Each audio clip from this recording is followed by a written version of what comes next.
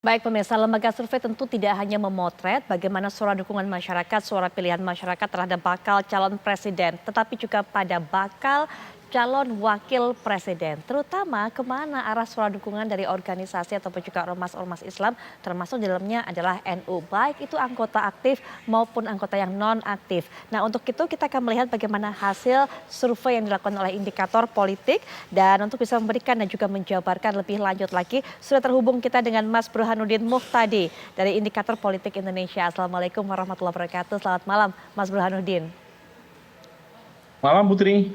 Baik, dan juga tentunya sudah bersama kita akan memberikan pandangannya juga. Beliau merupakan Ketua Yayasan Pesantren Tambak Beras, yaitu Bapak Kiai Haji Wafiul Ahdi. Assalamualaikum warahmatullahi wabarakatuh. Selamat malam Pak Yai. Waalaikumsalam, selamat malam Mbak Putri. Baik, Mas Burhanuddin, informasi yang kami dapatkan hasil dari survei yang dilakukan oleh indikator terakhir adalah untuk kaum NU bakal calon wakil presiden teratas tertinggi yang menjadi pilihan mereka adalah Erick Thohir. Mungkin bisa dijelaskan mengenai hasil survei ini, termasuk juga bisa dijabarkan mengapa kemudian nama Erick Thohir ini termasuk pilihan tertinggi di kalangan NU, Mas Burhanuddin.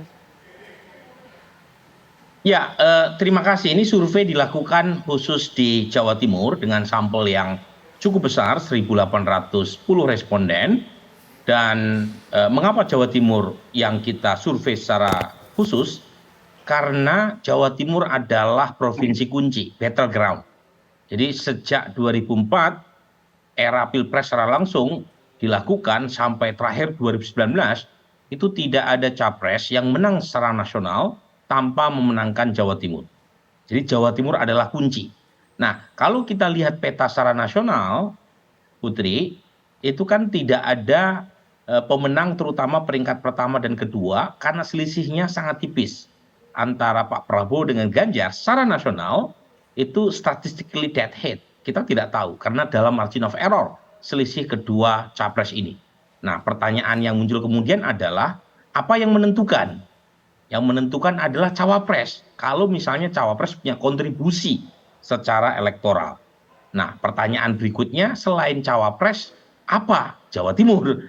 Nah, sekarang kita cek ya berdasarkan survei yang kita lakukan dengan sampel besar tadi 1.810 responden, margin of error 2,4%, plus minus. Ternyata dari 19 nama cawapres yang kita uji, jadi ada 19 nama, semua nama-nama yang muncul di media mainstream atau medsos kita uji, yang paling tinggi elektabilitasnya adalah Erick Thohir 17,2%, disusul Hovifah Indar Parawansa 15,1%. Memang selisih kedua nama ini dalam margin of error juga. Jadi kita tidak tahu persis sebenarnya siapa yang menempati peringkat pertama karena perbedaan kedua bakal calon wakil presiden ini dalam rentang kesalahan. Tetapi secara absolut Erick peringkat pertama, kemudian disusul peringkat ketiga adalah Mahfud MD. Nama-nama lain di luar 10%. Nah, pertanyaan kunci yang penting untuk kita jawab adalah karena Jawa Timur adalah basisnya NU, ada 79,9% warga Jawa Timur yang merasa dekat dengan NU, kita breakdown Putri. Itu ada di slide 39 dari keseluruhan slide yang kita paparkan kemarin. Kebetulan ada Gus Ipul juga sebagai salah satu penanggap rilis kami. Nah, kita breakdown, satu berdasarkan agama, yang kedua mereka yang mengaku muslim ada 96% sesuai dengan data populasi Jatim. Kita breakdown berdasarkan kedekatan mereka terhadap ormas-ormas Islam. Nah, di Jawa Timur itu 79,9% umat Islam di sana merasa dekat dengan NU. Nah, pertanyaannya, kemana warga NU Jawa Timur ini memberikan preferensi elektoralnya? Ternyata berimbang kalau kita zoom in khusus di kalangan NU antara Erick Thohir dan Hovifah Indar Parawansa. Itu kisaran sekitar 16% warga NU yang menjatuhkan pilihan ke kedua nama ini. Ya, mungkin ada yang bertanya, Hovifah kan ketua muslimat NU, Mahfud MD lama berkecimpung di NU.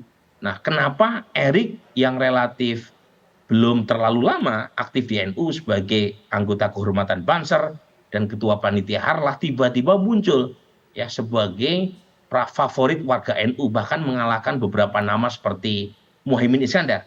jawaban sederhananya satu yang kita ukur adalah kedekatan psikologis, kultural terhadap NU. Jadi bukan strukturnya yang kita tanya, tetapi apakah orang Islam di Jawa Timur merasa dekat dengan NU atau tidak.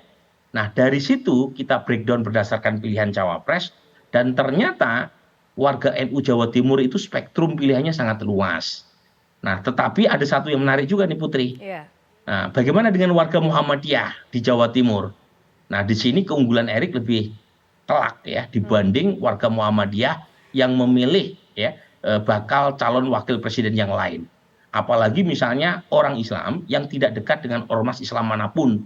Kemudian mereka ya non Muslim sekitar 3,4%, ya itu juga pilihannya lebih banyak yang memilih Erik. Jadi poin saya adalah Erik meskipun belum terlalu lama aktif di NU, ternyata cukup banyak menarik dukungan dari warga NU di Jawa Timur, dan bukan hanya warga NU, mereka pemilih di Jatim yang terasosiasi dengan Muhammadiyah, non Muslim, bukan bagian dari ormas Islam manapun, daya tarik Erik lumayan baik. Tentu ini survei berdasarkan pertengahan September, jadi ke depan bisa sangat berubah, apalagi Gus Muhaimin belakangan juga makin memanaskan mesinnya, ya. Tetapi lagi-lagi peta per September hari ini itu ya antara Erik dan Hovifah, pilihan atau preferensi warga Jatim terkait dengan bakal calon wakil presiden. Baik, Pak Yai juga mungkin bisa menjelaskan kedekatan psikologis seperti apa sebenarnya antara Erick Thohir, kemudian juga dengan kaum Muslim, lebih tepatnya lagi atau lebih mengerucut lagi adalah lebih khususnya kaum NU di Jawa Timur, sehingga kemudian kalau kita bicara suara, banyak sekali para pemilih Erick ini di Jawa Timur, terutama yang berasal dari kaum Nahdliyin. Ya, terima kasih Mbak Putri. Saya kira warga Nahdliyin hari ini sudah mulai berpikir terbuka dan lebih rasional dalam berpolitik. Para Nahdliyin tetap hormat takzim pada kiainya, tokoh-tokoh agama, tokoh NU, tapi mereka juga tetap rasional. Dan tadi saya sepakat dengan Prof. Burhanuddin bahwasanya kalau tokoh NU yang struktural, ini mereka juga belum tentu akan memilih. Tetapi orang yang dipilih adalah orang yang punya kedekatan emosional dengan para Nahdliyin. Dan hasil survei dari Indikator Politik Indonesia ini saya kira sangat rasional sekali. Bahwasanya Pak Erick Thohir itu di Jawa Timur sangat punya kedekatan emosional, paling tidak ketika kemarin menjadi ketua panitia 1 abad. Betapa gegap gempitanya 1 abad di Jawa Timur sebagai tuan rumahnya, dan ketua panitianya adalah Pak Erick Thohir. Maka ini juga menjadi mengena di hati para Nahdliyin, sosoknya Pak Erick Thohir ini. Selain itu Pak Erick Thohir juga orang yang mungkin di antara para nama-nama yang disurvei di cawapres, Pak Erick Thohir ini orang yang paling muda usianya, sehingga sosok beliau yang selama ini berkiprah di PSSI kah atau di BUMN kah itu sangat mengena di hati para generasi milenial, orang yang energik dan sangat bisa berjiwa muda. Maka ini saya kira kedekatan emosional itu menjadikan nama Pak Erick Thohir menjadi paling tinggi di hasil survei itu. Baik. Saya kira itu dulu. Baik, Pak Kiai Mafyul Lahdi, terima kasih sudah memberikan pandangannya mengenai hal ini. Mas Burhanuddin juga terima kasih, walaupun memang singkat tapi cukup komprehensif. Kita bisa mengetahui, masyarakat bisa mengetahui seperti apa sebenarnya suara pilihan di Jawa Timur mengenai bakal calon wakil presiden yang memang saat ini pembahasannya juga semakin panas, juga semakin ramai. Terima kasih Mas Burhanuddin, dan juga sebelumnya ada Pak Kiai Haji Mafyul Lahdi.